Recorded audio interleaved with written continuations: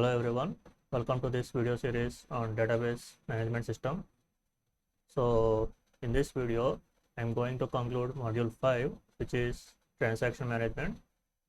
So the different things that are covered in module 5 are: first, we have seen what is a transaction and an example for transaction.